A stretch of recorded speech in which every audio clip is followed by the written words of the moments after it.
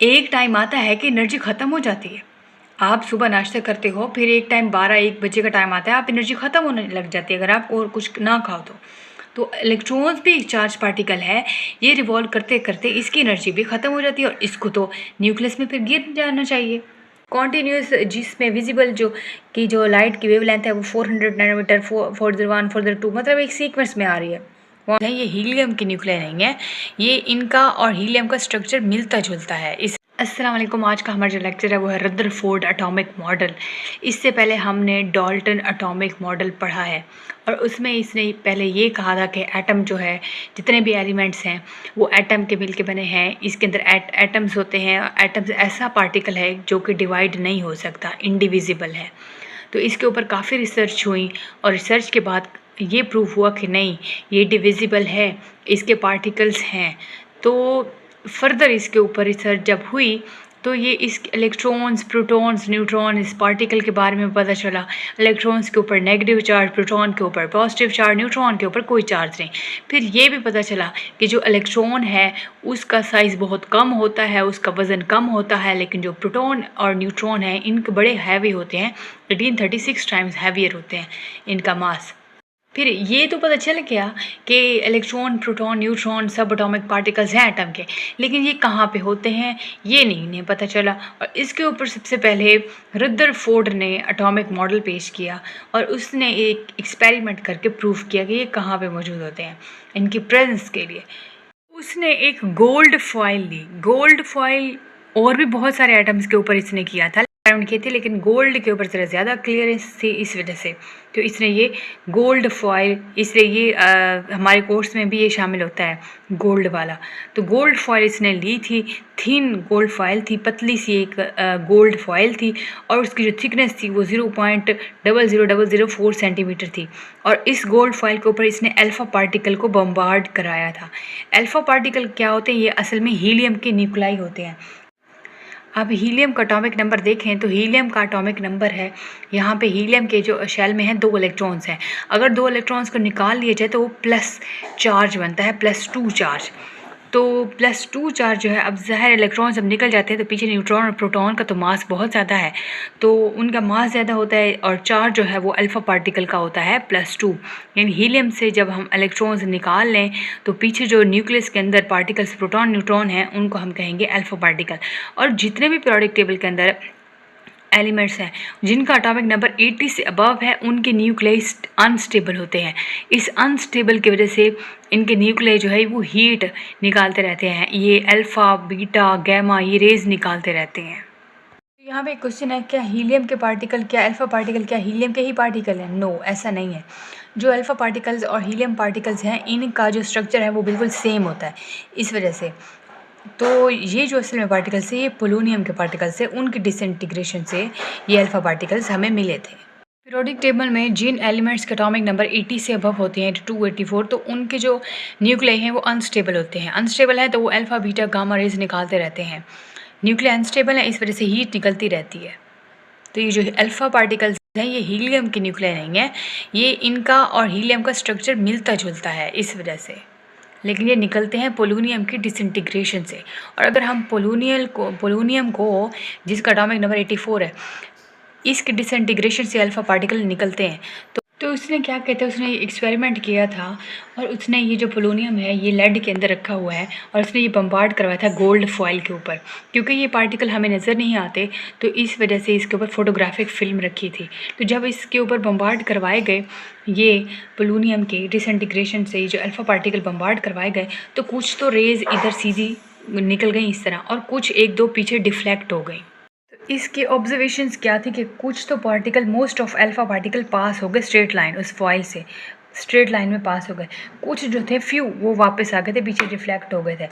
और वो जो डिफ्लेक्ट हुए थे सिर्फ और सिर्फ जो थर्ड पॉइंट है उसमें ये बताया गया है कि मिलियन में से 1-2 जो है वो पीछे डिफ्लेक्ट हुए थे जिनका एंगल ग्रेटर देन 90 था। कंक्लूजन ये निकला कि काफ़ी सारे जो मोस्ट पार्ट है ना एटम का वो एम्प्टी है। ये जो स्ट्रेट गुजर गए हैं ना, ये शो करते हैं कि एटम का काफ़ी सारा पार्ट जो है वो एम्प्टी है, खाली है। ये देखें, ये जो गुजर गए हैं तो ये शो करते हैं कि एटम का काफ़ी सारा पार्ट खाली है। ये कंक्लूजन है कि as most of particle pass straight so most of space of atom is empty. ये फर्स्ट कंक्लूजन। सेकंड है कि जो डिफ्लेक्शन के कुछ पार्टिकल से कुछ डिफ्लेक्ट हुए थे वो इलेक्ट्रोस्टैटिक रिपल्शन की वजह से रिफ्लेक्शन हुए थे। मतलब जो आगे आप जो अल्फा पार्टिकल है वो पॉजिटिव चार्ज है और ये जो टकराए हैं मतलब कोई ना कोई पॉजिटिव सेम चार्ज थे तो ये रिपेल हुआ है। पॉजिटिव और नेगेटिव अट्रैक्ट करते हैं, उनकी तरह फोर्स ऑफ अट्रैक्शन होती है, लेकिन सेम चार्जेस की तरह तो फोर्स ऑफ रिपल्शन होती है। तो यहाँ पे कोई ना कोई ऐसा, क्योंकि ये अल्फा पार्टिकल पॉजिटिव चार्ज थे तो यहाँ पे कोई ना कोई ऐसा था पार्टिकल जिसकी वजह से ये पीछे आए हैं, डिफ्लेक्ट होके आए हैं। तो यहाँ पे कोई ना कोई चार्ज प्लस वाला था, ठीक है। तो इस वजह से यहाँ electrostatic force of repulsion produce हुई है, क्योंकि यहाँ दरमियान में कोई ना कोई पॉजिटिव चार्ज था और वो पॉजिटिव चार्ज पार्ट था एटम का, यानी कि ये प्रोटॉन की बात कर रहे हैं। मतलब वो जो हिस्सा था, पार्ट था, वो न्यूक्लियस का था। सेंटर से जो डिफ्लेक्शन हुई है तो इसका मतलब है सेंटर वाला पार्ट जो था वो न्यूक्लियस का था। यानी मैसिव अल्फा पार्टिकल जो थे वो डिफ्लेक्ट नहीं हो सकते इलेक्ट्रॉन से, क्योंकि अल्फा पार्टिकल्स तो हैवी होते हैं, इलेक्ट्रॉन्स तो लाइट हैं, तो इलेक्ट्रॉन्स की वजह से तो डिफ्लेक्शन नहीं हुई। मतलब कोई ना कोई पॉजिटिव चार्ज था वहाँ पे जिस वजह से वापस आए हैं, डिफ्लेक्ट हुए हैं। पोस्टुलेट देखते हैं इस रदरफोर्ड एटॉमिक मॉडल के। फर्स्ट जो ये है, इसने एक प्लेनेटरी मॉडल बनाया एटम का, दिखाया हमें। प्लेनेटरी का मतलब ये होता है जिस तरह हमारी जो अर्थ रिवॉल्व कर रही होती है, बिल्कुल ये भी इस तरह ही रिवॉल्व कर रहे होते हैं, इलेक्ट्रॉन्स रिवॉल्व कर रहे होते हैं न्यूक्लियस के राउंड। तो यहाँ पे देखें तो एटम जो है इस neutral particle, atom neutral particle, इसमें अंदर प्लस चार्ज भी है, प्रोटॉन भी है, इलेक्ट्रॉन भी है, न्यूट्रॉन भी है, इनकी तादाद जो होती है बराबर होती है। एटम जो होता है इसके दो पार्ट्स हैं, एक न्यूक्लियस है और दूसरा ऑर्बिट्स वाला है। जो न्यूक्लियस है उसके अंदर सेंट्रल पार्ट है न्यूक्लियस का, एटम का सेंट्रल पार्ट न्यूक्लियस है, ये डेंस होता है, इसके अंदर पॉजिटिव चार्ज पार्टिकल्स होते हैं, प्रोटॉन होते हैं। Mass of an atom is concentrated. अब इसका जो मास है वो बहुत ज़्यादा कंसनट्रेटेड होता है क्योंकि ये डेंस पार्टिकल है और इसके अंदर प्रोटॉन और न्यूट्रॉन मौजूद होते हैं, इस वजह से ये हैवी है, कंसनट्रेटेड है, डेंस है। एक्स्ट्रा न्यूक्लियर पार्ट यानी ऑर्बिट्स की बात होगी। अब न्यूक्लियस के बाहर वाला जो पार्ट है ना एटम का, वो है एक्स्ट्रा न्यूक्लियर पार्ट, यानी ऑर्बिट्स की बात होगी। यानी वहाँ पे इलेक्ट्रॉन्स जो है वो रिवॉल्व करते रहते हैं अराउंड सर्कुलर ऑर्बिट्स में, इस तरह घूमते रहते हैं इलेक्ट्रॉन्स। और इसके ऊपर जो फोर्स एक्ट कर रही होती है ना, सेंट्रीफ्यूगल फोर्स होती है, जो कि इलेक्ट्रोस्टैटिक फोर्स ऑफ अट्रैक्शन को बैलेंस कर रही होती है। क्योंकि इलेक्ट्रॉन जो बाहर चार्ज हैं, जो रिवॉल्व कर रहे हैं, उनके ऊपर नेगेटिव चार्ज है और न्यूक्लियस के अंदर जो चार्ज है वो प्लस चार्ज है। इनके दरमियान पॉजिटिव नेगेटिव के दरमियान फोर्स ऑफ अट्रैक्शन प्रोड्यूस होती है, इलेक्ट्रोस्टैटिक फोर्स ऑफ अट्रैक्शन। लेकिन जो सेंट्रीफ्यूगल फोर्स है वो इसको बैलेंस कर रही होती है। फिर ऐसा नहीं है कि इलेक्ट्रॉन वहाँ पे चला जाता है न्यूक्लियस के अंदर, ऐसा नहीं है। इस वजह से सेंट्रीफ्यूगल फोर्स की वजह से ये दोनों बैलेंस्ड रहते हैं। इलेक्ट्रॉन्स भी बाहर वाले, इसलिए वो ऑर्बिट्स में घूमते रहते हैं और अंदर प्रोटॉन, तो ये जो फोर्स ऑफ अट्रैक्शन है ये बैलेंस रहती है। वाले वर्ड्स हैं ना, इनको आपने अच्छे से देखना, ये एमसीक्यूज़ के तौर पे आ सकता है। पीछे लेक्चर में जितने अंडरलाइन वर्ड्स हैं वो एमसीक्यूज़ के तौर पे आ सकते हैं। ये आपको जो लेक्चर है ना ये मोस्ट इंपॉर्टेंट है, रदरफोर्ड वाला भी और बोहर एटॉमिक मॉडल वाला भी। इसमें से एमसीक्यूज़ आते हैं, शॉर्ट क्वेश्चन आते हैं, लॉन्ग क्वेश्चन आते हैं। हम पढ़ेंगे defects of Rutherford atomic model. कौन से डिफेक्ट्स हैं? डिफेक्ट ये है कि पहले इसने ये क्या कहा था, इसने कहा था कि जो एटम है उसके सेंट्रल पार्ट है न्यूक्लियस है, इसके अंदर प्रोटॉन होते हैं, न्यूट्रॉन होते हैं, ये हमें पता है। और जो बाहर रिवॉल्व कर रहे होते हैं वो न्यूक्लियस के अराउंड जो रिवॉल्व कर रहे हैं ऑर्बिट्स में, उनको हम इलेक्ट्रॉन्स कहते हैं। ये तो हमें पता चल गया। लेकिन अब डिफेक्ट्स क्या हैं? एक क्लासिकल फिज़िक्स की थ्योरी कहती है, थ्योरी ऑफ रेडिएशन, कि अगर कोई चीज़ जो चार्ज पार्टिकल है अगर वो मूव करती रहे अराउंड द न्यूक्लियस, या अगर वो मूव करती रहे तो कुछ टाइम तक उसकी एनर्जी ख़त्म हो जाएगी और एनर्जी ख़त्म होने के बाद उसको फॉल होना चाहिए। Like according to classical physics, electrons being charged particle must release energy continuously during revolving। यानी इलेक्ट्रॉन जो है, क्लासिकल फिजिक्स थ्योरी ये कहती है कि इलेक्ट्रॉन तो चार्ज पार्टिकल है और चार्ज पार्टिकल और ये रिवॉल्व करता रहता है अराउंड द न्यूक्लियस। इसका मतलब ये एनर्जी रिलीज करता रहता है और एक टाइम आता है कि एनर्जी ख़त्म हो जाती है। आप सुबह नाश्ता करते हो, फिर एक टाइम 12-1 बजे का टाइम आता है, आप एनर्जी ख़त्म होने लग जाती है अगर आप और कुछ ना खाओ तो इलेक्ट्रॉन्स भी एक चार्ज पार्टिकल है, ये रिवॉल्व करते करते इसकी एनर्जी भी ख़त्म हो जाती है और इसको तो न्यूक्लियस में फिर गिर जाना चाहिए। Size of orbit should decrease, और जो इलेक्ट्रॉन्स की एनर्जी है जो रिवॉल्व कर रहा है इसके जो ऑर्बिट है, अब यहाँ पे इलेक्ट्रॉन्स है ना, फिर आहिस्ता आहिस्ता ये जैसे इसकी एनर्जी ख़त्म हो जाएगी, इसका न्यूक्लियस का साइज़, इसका ऑर्बिट का साइज़ छोटा होता जाएगा और फिर आखिर में अल्टीमेटली इसको इसके अंदर गिर जाना चाहिए। Size of orbit should decrease continuously. Ultimately, electron should fall in the nucleus in an atom must collapse. और atoms को तो collapse होना चाहिए था कि ये तो इलेक्ट्रॉन्स है, ये तो इलेक्ट्रॉन्स जाकर लगेगा न्यूक्लियस के ऊपर तो इलेक्ट्रॉन्स तो ये तो इसको कोलैप्स कर देगा, तबाह कर देगा, लेकिन ऐसा नहीं होता।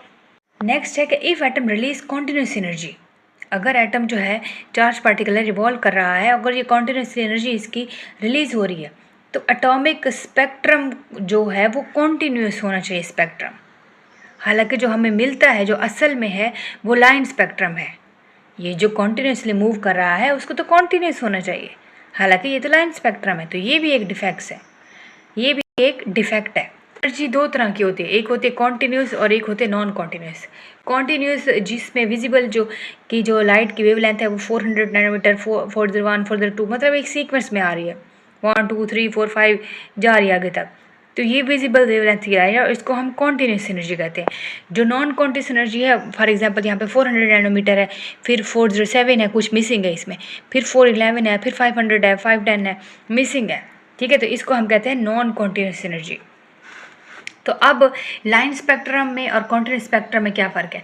अगर हम विजिबल लाइट को पास करेंगे यहाँ से तो इसका जो स्पेक्ट्रम बनेगा कुछ इस तरह बनेगा, इसमें हमारे पास 400 से 600 तक हमें लाइट मिलेगी, बिल्कुल इस तरह हमें मिलेगी, ठीक है, ये 400 से 600 तक जा सकती है, इससे ज़्यादा भी हो सकती है, तो 400 से 600 की लाइन में ये हमें मिलेगी, तो इसको हम कहते हैं कॉन्टीन्यूस स्पेक्ट्रम। तो लाइन स्पेक्ट्रम क्या है कि अगर हम लाइट पास करें और कहीं पे हमें 400 वाली 400 नैनोमीटर वाली मिले, कहीं 407 वाली मिले, कहीं पे बैंड फिर ये मिस हो और फिर हमें 500 वाली मिले, तो इसको हम लाइन स्पेक्ट्रम कहते हैं, जिसमें बैंड्स आते हैं, जिसमें जो एनर्जी है वो कहीं कहीं पे मिस होती है, तो इसको हम लाइन स्पेक्ट्रम कहते हैं।